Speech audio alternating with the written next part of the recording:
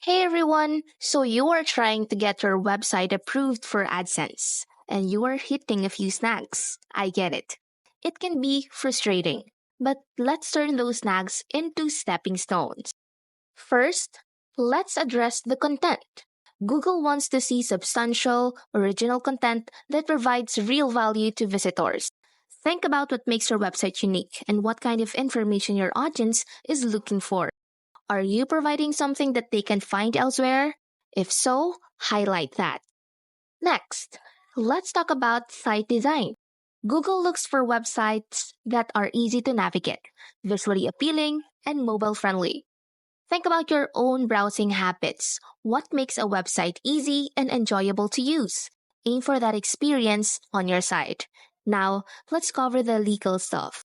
A clear and comprehensive privacy policy is non negotiable.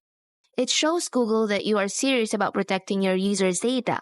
Having terms of service is also a good idea. And lastly, remember that the AdSense review process takes time.